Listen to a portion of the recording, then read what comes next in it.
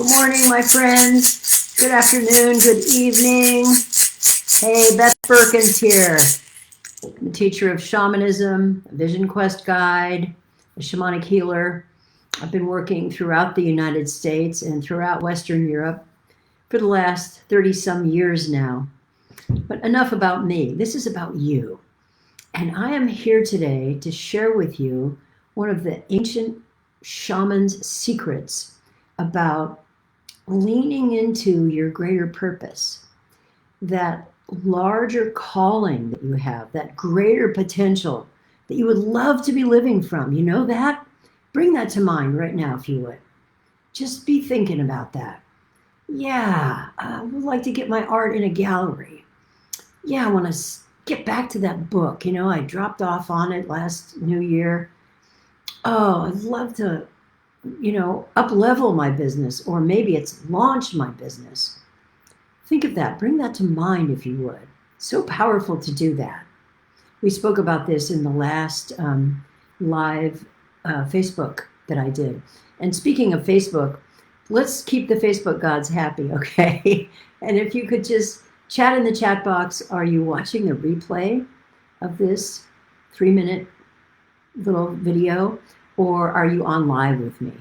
And that matters to Facebook, to the people, the gods and goddesses who are keeping track of these kind of things. So what matters to you is this purpose you would love to get to. And you're not there yet, right? Maybe you've been sidelined or derailed or just kind of amnesia, right?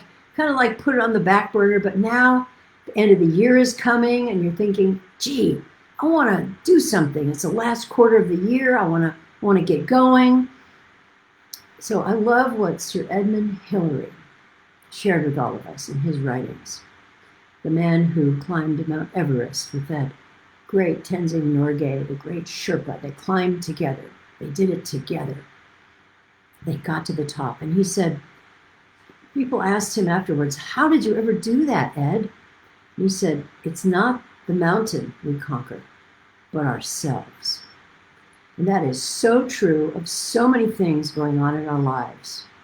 Whether we're looking for the love of our life, or the house of our dreams, or to build the business, or to be an international best-selling author, or to be the best parent on the planet. Bring that project to mind that you've got, this thing you would love to be, do, have. And you may think, I just don't have the money, I don't have the time. So many things that our mind can get involved in. They're not true. They're just beliefs, which are malleable, bendable, changeable, erasable. I could fail if I do this. Oh, I'm just not good enough. I don't have a PhD. I don't have an MBA. It's too late for me in life. You know these voices, right? Do I need to say more of them? Have I hit the bullet for you? I don't know enough. I'll wait until the time is right. Oh, I got to get all my ducks lined up in a row, right? I'm afraid. I'm afraid. You know the thing about fear? It leaves you after you push through. So today I'm going to give you a tool to push through, a way to really overstep the boundaries of what is possible. That's what's involved in making a quantum leap.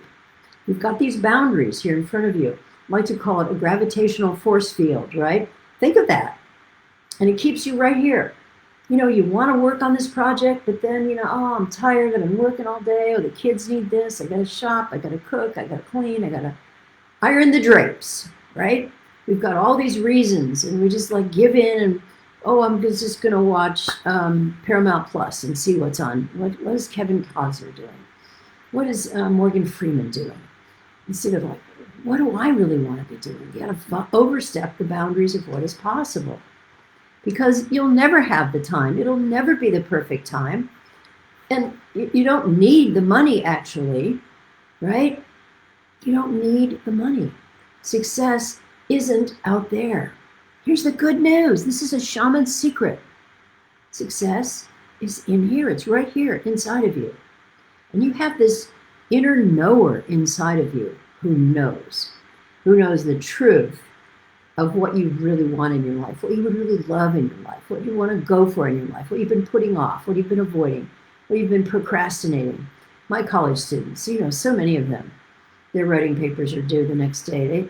They had the assignment, they came up to the board and took a picture with their iPhone so it would be in front of them, but they put it off until, 10 o'clock at night, which is not the best time to be writing a paper that's due. They procrastinate. So the thing is, bring the project to mind. This is the secret.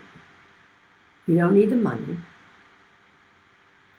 You need to, inside of you, build this project, build the artist, build the writer, build the business owner, the $1 million business owner. Put your energy and your mind on what you really love. It's not about advertising. It's not about Facebook Lives. It's not about having the perfect group room with all the ergonomic chairs and the right colors, the green room and all that. That's just postponing what you really want to do, my friend. That's just postponing, putting it off on circumstances. Come back with me right now. Take a breath with me. You can do this. Whether you're walking your dog or watching the kids, just take a breath with me. You come in here. It's an inside-out kind of a job. What is in here? What you would really love. I still remember the terror that I felt after I had created my first ever college course, Women in Religion, Mythology, and Ritual. I'd been in a dark, black night of the soul for 3 years. And finally I was coming out because I figured out living off the grid for 3.5 years. It took me a long time, but I got to it. I knew what I really wanted to do with my life, what I was being called to. It was to teach women, religion, mythology, and ritual at the local college, Cabrillo College. And I didn't have a phone, I didn't have electricity. I took some quarters down to the payphone. It was pouring rain, pounding on the phone box. Luckily, it was the kind you could still close. I called Cabrillo College, got a hold of the switchboard operator, who later became a friend of mine, lovely woman, Lois. And I said, hey, I've got this course, I'd love to offer it. Who would I talk to? And she said, oh yeah, you want to talk to Rosemary Brogan. She teaches women in American history. And I was going to say, okay, give me her number. And she said, here, I'll put you through. And I went, no, wait, I'm not ready. I could have sunk. I felt myself sinking through the cement floor of the phone box. And I thought, well, I'll get her voicemail. She answered the phone. She said, hello, this is Rosemary. How can I help? I said, hi, this is Beth Berkins.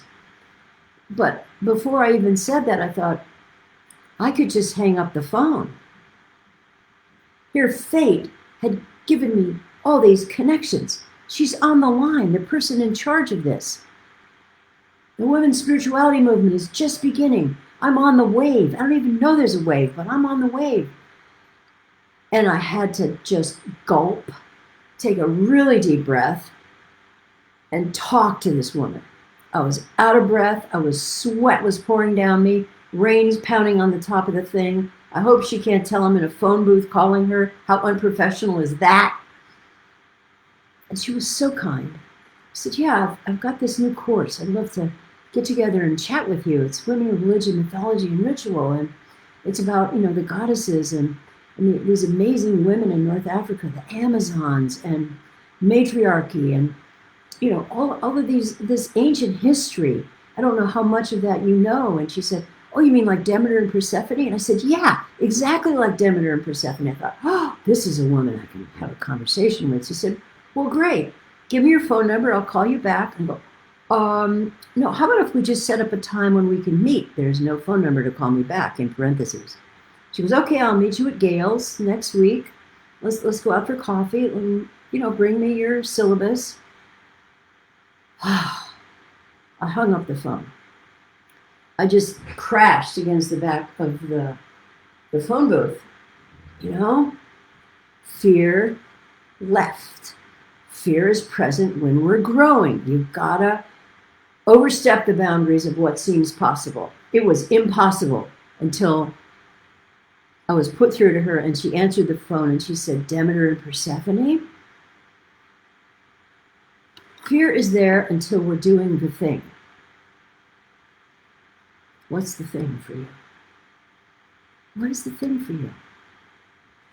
So here's my question for you. How do you build rocket fuel? It's one stepping stone at a time. I'm inviting you to make a decision today. You feel inspired right now, right? Just chat in the chat box if you're live with me. Well, what are you inspired to do? What have you been longing to do? What have you been, pulled to do? Maybe the tap on the shoulder. If you're dreaming about it at night, you get the 3 a.m. wake-up call going, you gotta do this. You can't go on living like this anymore, right?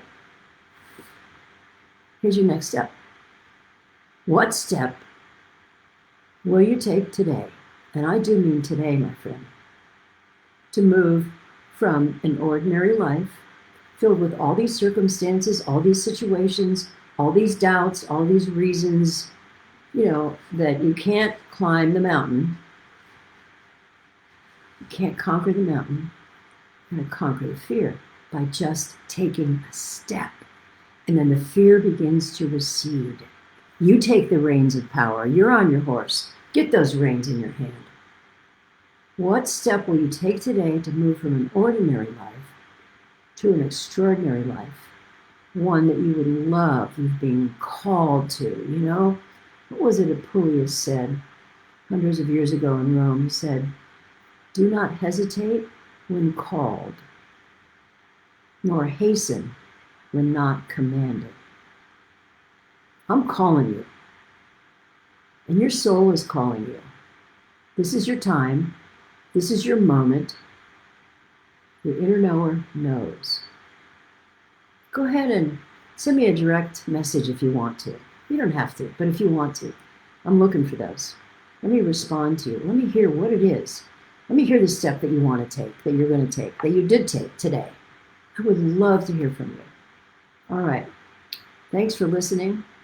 Thank you so much. I just had such a great time being here with you today. You are my inspiration, like Aretha sang, right?